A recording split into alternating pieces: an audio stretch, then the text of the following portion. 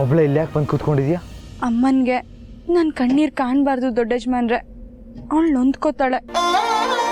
ನಿನ್ನ ಕಣ್ಣೀರಿಗೆ ನಾನು ಕಾರಣ ಆಗ್ಬಿಟ್ಟೆ ಪಾರ್ವತಿ, ದಯವಿಟ್ಟು ನನ್ನ ಕ್ಷಮಿಸ್ಬಿಡು. ಛೇ, ನನ್ನ ಕಣ್ಣೀರಿಗೆ, ನನ್ನ ತಮ್ಮ ಗಣಿ ಕಣ್ಣೀರಿಗೆ, ನಮ್ಮ ಅಪ್ಪನ ಕಣ್ಣೀರಿಗೆ ಕಾರಣ ಆಗಿರೋ ದೇವರೇ ಕ್ಷಮೆ ಕೇಳೋದಿಲ್ಲ. ಅಂಥದ್ರಲ್ಲಿ ನೀವು ಹೃದಯನ ಕಲ್ ಮಾಡ್ಕೊಂಡಿದ್ಯಾ ಪಾರ್ವತಿ. ಪ್ರಪಂಚ ಎಷ್ಟು ಮುಂದುವರೆದಿದೆ ದೊಡ್ಡ ಯಜಮಾನ್ರೆ. ಹಸುವಾದಾಗ ತಿನ್ನೋದಕ್ಕೆ ಏನು ಬೇಕಾದರೂ ಸಿಗುತ್ತೆ, ಬೇಜಾರಾದಾಗ ಮನೋರಂಜನೆ ಇದೆ, ಕೈ ತುಂಬ ಕೆಲಸ ಇದೆ, ಮಾತಾಡೋದಕ್ಕೆ ಜನ ಇದ್ದಾರೆ. ಹುಡುಕಿದ್ರೆ ಇಂಥದ್ದು ಸಿಗೋದಿಲ್ಲ ಅನ್ನೋ ಜಾಗನೇ ಇಲ್ಲ. ಎಲ್ಲ ಕಡೆ ಹುಡುಕ್ತೀನಿ, ಎಲ್ಲರಲ್ಲೂ ಹುಡುಕ್ತೀನಿ. ಬೇಜಾರಾದಾಗ ಲಾಲಿ ಹಾಡೋಕೆ, ಹಸುವಾದಾಗ ಊಟ ಬಡಿಸೋಕೆ, ಎದೆ ಅಪ್ಪಿ ಪ್ರೀತಿ ಮಾಡೋಕೆ ಎಷ್ಟೇ ಹುಡುಕಿದ್ರು ಅಮ್ಮ ಸಿಗಲ್ಲ ದೊಡ್ಡ ಯಜಮಾನ್ರೆ. ದೇವ್ರಿಗೆ ಎಲ್ಲ ಗೊತ್ತಾಗತ್ತಂತೆ. ನಮಗೆ ನೋವಾಗೋದು, ನಮಗೆ ಖುಷಿ ಆಗೋದು, ನಾವು ಮಾಡೋ ತಪ್ಪುಗಳು, ನಮ್ಮ ಸಾಧನೆ, ನಮ್ಮ ಕೋಪ ಎಲ್ಲ. ಹಾಗಾದ್ರೆ ತಾಯಂದ್ರೆ ದೇವ್ರಲ್ವಾ ದೊಡ್ಡ ಯಜಮಾನ್ರೆ? ಈಗ ನನ್ನ ಬದುಕಲ್ಲಿ ಎಲ್ಲರೂ ಇದ್ದಾರೆ, ಆದ್ರೆ ಯಾರೂ ಇಲ್ಲ.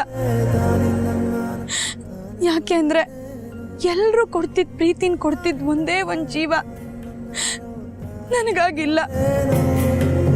ಅಮ್ಮ ಹೋದ್ಮೇಲೆ ದಿನ ಅಪ್ಪನ್ ಕೇಳ್ತಿದ್ದೆ, ಅಮ್ಮ ಯಾವಾಗ ವಾಪಸ್ ಬರ್ತಾಳೆ, ನನಗಮ್ಮ ಬೇಕು, ನಾನು ಅವಳ ಜೊತೆ ಮಲಗಬೇಕು, ಅವಳು ನನ್ನ ತಲೆ ಸವರ್ಬೇಕು, ಅವಳು ನನಗೆ ಊಟ ಮಾಡಿಸ್ಬೇಕು, ನನ್ ಕೆದರಿರೋ ಜಡೆ ಕಟ್ಟಬೇಕು ಅಂತ ಹಠ ಹಿಡಿತಿದ್ದೆ. ಅಪ್ಪ ದಿಕ್ಕಾಪಾಲಾಗಿ ಹೋಗಿದ್ರು. ಅಷ್ಟು ದಿನ ದೇವ್ರ ಹತ್ರ ಹೋಗಿದ್ದಾಳಮ್ಮ ಅಂತ ಹೇಳ್ತಿದ್ದಪ್ಪ ಒಂದಿನ ನನ್ನ ಕೂರಿಸ್ಕೊಂಡು, ಅಮ್ಮ ಬದುಕಿಲ್ಲ, ಇನ್ಯಾವತ್ತೂ ಬರಲ್ಲ ಅಂತ ಹೇಳಿದ್ರು.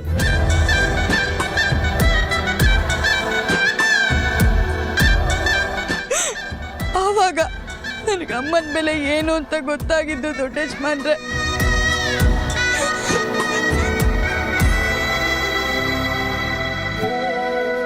ನಾನು ಅರಸನ್ ಕೋಟೆ ಬಿಟ್ಟೋಗೋದಕ್ಕೆ ಯಾಕಷ್ಟು ಹಠ ಮಾಡ್ತೀನಿ ಅಂತ ಗೊತ್ತಾ? ಆ ವಾತಾವರಣದಲ್ಲಿ ಯಾವ ಕೆಲಸ ಕೊಟ್ರು ಹೋರಾಡ್ಕೊಂಡು ಮಾಡ್ತೀನಿ. ಯಾಕೆ ಅಂತ ಗೊತ್ತಾ?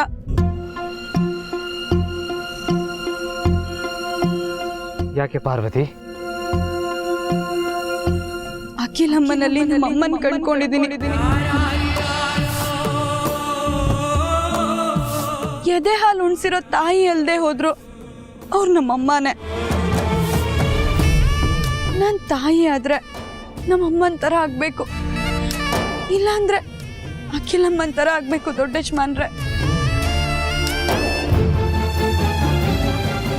ಆಗ್ತೀಯ, ಹಾಗೆ ಆಗ್ತೀಯ ಪಾರ್ವತಿ. ನಿನ್ನಲ್ಲಿರೋ ಒಳ್ಳೆ ಗುಣಗಳು ನಿನ್ನನ್ನು ಬೆಳೆಸುತ್ತೆ.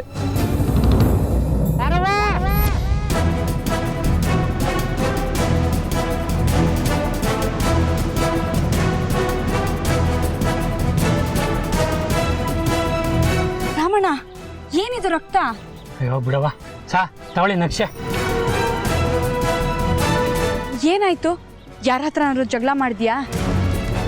ನಾನು ಯಾರ ಜೊತೆ ಜಗಳ ಆಡ್ಲವ, ಆದರೆ ನಿಮ್ಮಿಬ್ರ ಜೊತೆ ಜಗಳ ಆಡ್ಬೇಕು ಅಂತ ಆ ಮಣಿ ಮತ್ತೆ ಹುಡುಗರು ಕಾಯ್ತಾ ನಿಂತವ್ರೆ.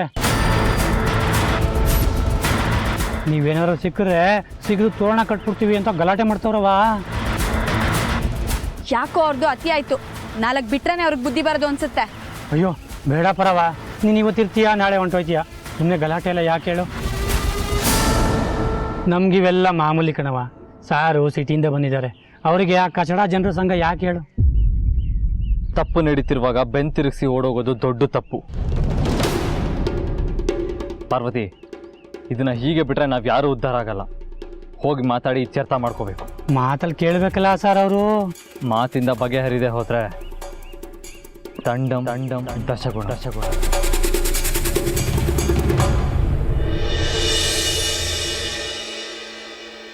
ಏಯ್, ಅವರಿಬ್ರು ಇದೇ ದಾರಿಲಿ ಬರಬೇಕು ತಾನೆ? ಬರ್ಲಿ, ಇದೇ ಇವತ್ತು. ಅಣ್ಣ ಅಣ್ಣ ನೀವು ಅವನಿಗೋಸ್ಕರ ಇಲ್ಲಿ ಕಾಯ್ತಾ ಇದ್ದೀರಾ? ಆ ಸಿಟಿ ಅವನು ಆ ಪಾರ್ವತಿ ಏನ್ ಮಾಡೋರು ಗೊತ್ತಾ ಅಣ್ಣ? ಏನಾಯ್ತು?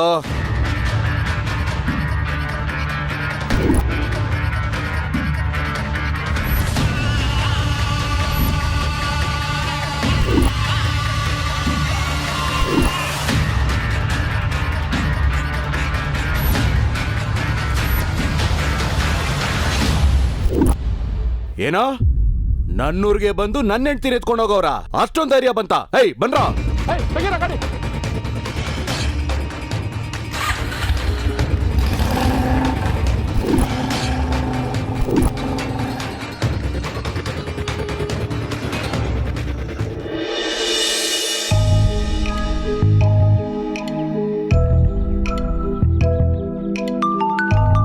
ಅಪ್ಪ ಹೇಳಪ್ಪ. ಗಣಿ, ಏನೋ ಆಗಿದೆ ನಿಮ್ಮ ಫೋನ್ಗಳಿಗೆ? ನೆನ್ನೆಯಿಂದ ಫೋನ್ ಮಾಡ್ತಾನೆ ಇದ್ದೀನಿ, ಯಾರು ತಗೊಳ್ತಾನೆ ಇಲ್ವಲ್ಲ? ಹೌದಾ? ಸರಿಯಾಗಿ ಇತ್ತಲ್ಲ, ಏನಾಯ್ತಪ್ಪ? ಸರಿ ಬಿಡು, ದೊಡ್ಡ ಯಜಮಾನ್ರಿಗೆ ರಾಮಣ್ಣ ಜಮೀನುಗಳನ್ನ ತೋರಿಸಿದ್ನಾ? ಓ, ತುಂಬಾ ಜಾಗನೇ ತೋರ್ಸಿದ್ರು. ದೊಡ್ಡ ಯಜಮಾನ್ರಿಗೆ ಯಾವ್ದಾದ್ರು ಇಷ್ಟ ಆಯ್ತಾ? ಎಲ್ಲ ಜಾಗನೂ ತುಂಬಾ ಇಷ್ಟ ಆಯ್ತು ಅಂತ ಹೇಳ್ತಿದ್ರಪ್ಪ. ಓ, ಹಾಗಾದ್ರೆ ಸರಿ ಬಿಡು. ಅರ್ಸನ್ ಕೋಟೆ ಅಖಿಲಮ್ಮನವರು ನಮ್ಮೂರಲ್ಲೂ ಕೋಟೆ ಕಟ್ತಾರೆ. ಈಗ ನೋಡಿ, ನೀವು ಬೆಂಗಳೂರಿಗೆ ಯಾವಾಗ ಬರ್ತಿದ್ದೀರಿ? ಇವತ್ತೇ ಹೊರಡೋಣ ಅಂತಿದ್ರಪ್ಪ. ಸರಿ ಸರಿ, ಹೊರಡೋಕೆ ಮುಂಚೆ ಪಾರುಗೆ ನನಗೆ ಫೋನ್ ಮಾಡೋದಕ್ಕೆ ಕೇಳು, ಆಯ್ತಾ? ಸರಿ ಅಪ್ಪ.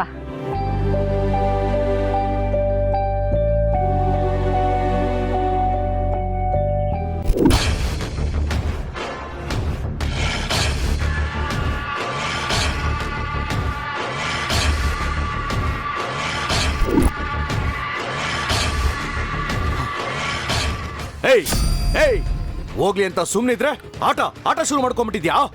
ಕೈ ಕಾಲ್ ಕತ್ತರ್ ಸಾಕ್ಬಿಡ್ತೇನೆ. ನನ್ನ ಹೆಂಡತಿ ತುಂಬಿದ್ ಬಸ್ರಿ, ಅವಳನ್ನೇ ತಕೊಂಬಂದಿದ್ಯಾ? ಎಲ್ಲಿಟ್ಟಿದ್ಯಾ ಹೇಳೋ? ಅವಳು ಹೊಟ್ಟೆ ಒಳಗಿರೋ ನನ್ನ ಕೂಸ್ಗೆ ಏನಾರು ಹೆಚ್ಚು ಕಮ್ಮಿ ಆದ್ರೆ ನಿನ್ನ ಜೀವ ಸಹಿತ ಉಳಿಸಲ್ಲ. ಹೇಳೋ ಹೇಳೋ, ನನ್ನ ಹೆಂಡತಿ ಎಲ್ಲಿ? ಬಿಡವನ್ನ.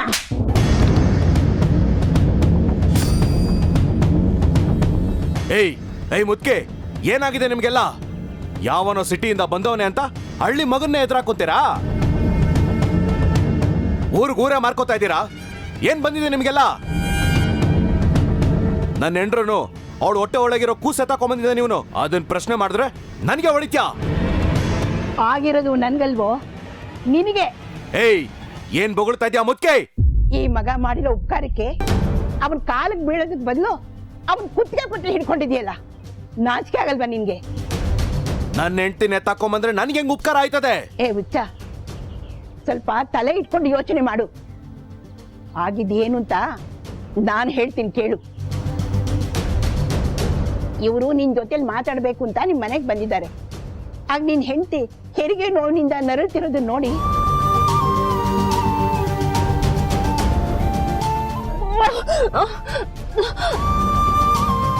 ತುಂಬಾ ನೋವಾಗ್ತಿದೆ ಪಾರ್ವತಿ, ತಡ್ಕೊಳಕ್ ಆಗ್ತಿಲ್ಲ.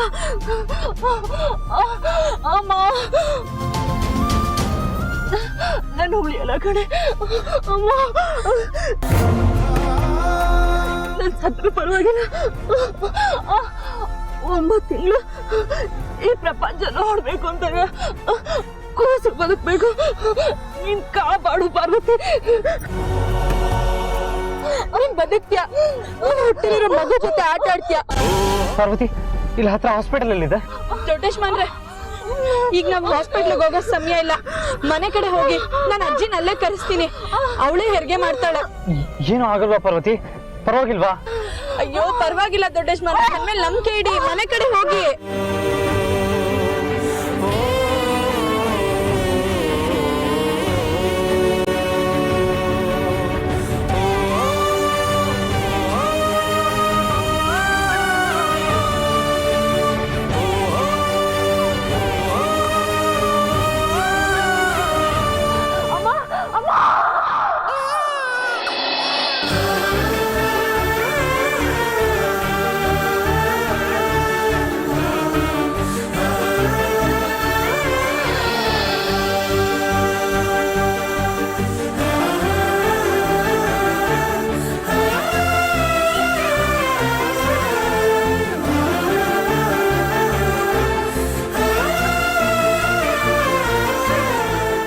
ನೋಡು ಅನಿಷ್ಟ, ಸುಮ್ಮನೆ ಕಿರ್ಚಾಡ್ತಿದ್ಯಲ್ಲ, ನೀನ್ ಕಿರ್ಚಾಟನ ಒಸ್ಕಾಕಕ್ಕೆ ನೀನ್ ಕೂಸ್ ಬಂದೈತೆ.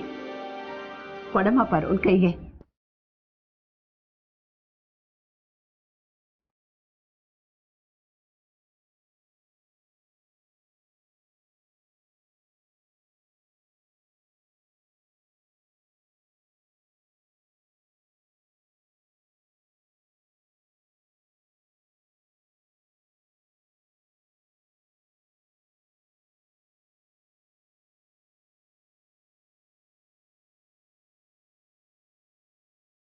ನನ್ ಮಗು, ಹೇಯ್ ಹೋಗ್ರ, ಊರಿಗೆಲ್ಲ ಸಿ ಅನ್ಸ್ರ, ಹೋಗ್ರ.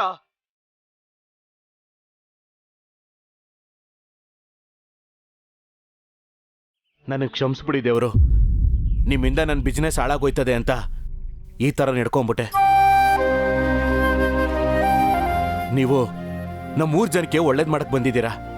ನೀವೇನ್ ಮಾಡ್ತಿರೋ ಮಾಡಿದೇವ್ರು, ನಿಮ್ಮಿಂದೆ ನಾನಿರ್ತೀನಿ. ನನ್ನ ಮಗುಗೆ ಆಶೀರ್ವಾದ ಮಾಡಿದ್ದೇವರು ನನ್ನಂಗಾಗ್ಲಿ ಅಂತಲ್ಲ, ನಿಮ್ಮಂಗಾಗ್ಲಿ ಅಂತ. ತಗೊಳ್ಳಿ ದೇವರು, ತಗೊಳ್ಳಿ.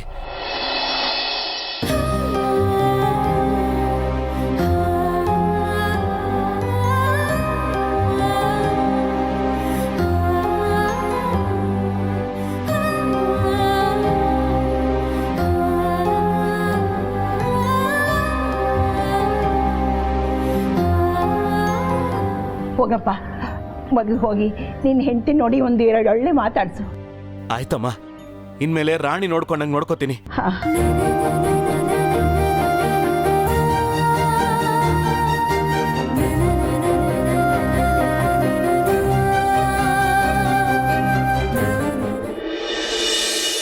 ಅನುಷ್ಕಾ, ನಿನಗೆ ಬೇಜಾರಾಗ್ತಿದೆ ಅಂತ ನಂಗೆ ಗೊತ್ತಾಗ್ತಿದೆಯಮ್ಮ. ಇಂಥ ಸಮಯದಲ್ಲಿ ನಿನ್ನ ಹುಡುಗ ನಿನ್ನ ಜೊತೆಲಿಲ್ವಲ್ಲ ಅನ್ನೋ ವಿಷಯ ನಿನ್ನನ್ನು ಕಾಡ್ತಿದೆ. ನಿನ್ನ ಬರ್ತ್ಡೇ ದಿನನೇ ಆದಿತ್ಯ ಕೆಲಸದ ಮೇಲೆ ಹೋಗಿದ್ದಾನೆ. ಬೇಜಾರು ಮಾಡ್ಕೋಬೇಡಮ್ಮ. ತುಂಬ ಆಸೆ ಇಟ್ಕೊಂಡಿದ್ದೆ ಅತ್ತೆ, ಆದರೆ ಆಸೆ ಪಟ್ಟಿದ್ದೆಲ್ಲ ಸಿಗಬೇಕು ಅಂತೇನಿಲ್ವಲ್ಲ. ರಿಲ್ಯಾಕ್ಸ್ ಅನುಷ್ಕಾ, ನಿಮ್ಮಿಬ್ಬರ ಪರಿಚಯ ಆದಮೇಲೆ ಇದು ನಿನ್ನ ಮೊದಲನೇ ಹುಟ್ಟಿದ ಹಬ್ಬ. ಇನ್ನೂ 10 ಹುಟ್ಟಿದ ಹಬ್ಬಗಳನ್ನು ಒಟ್ಟಿಗೆ ಆಚರಿಸ್ಕೊಳ್ಳುವಂಥ ಅವಕಾಶ ನಿಮಗಿದೆ. ಆದರೂ ಹುಟ್ಟಿದ ಹಬ್ಬದ ದಿನ ಮದುವೆ ಆಗೋ ಹುಡುಗ ಜೊತೆಲಿಲ್ಲ ಅಂದರೆ ಯಾರಿಗಾದ್ರೂ ನೋವಾಗುತ್ತಪ್ಪ. ನನ್ನ ಗಂಡ ಏನಾದರೂ ಹಿಂಗೆ ಮಾಡಿದಿದ್ರೆ ಹಿಂಡಿ ಇಪ್ಪೆ ಕೈ ಮಾಡಿ ಬಡ್ದು ಬಾಯಿಗೆ ಹಾಕೊಂಡ್ಬಿಡ್ತಿದ್ದೆ. ಅದು ನೀನು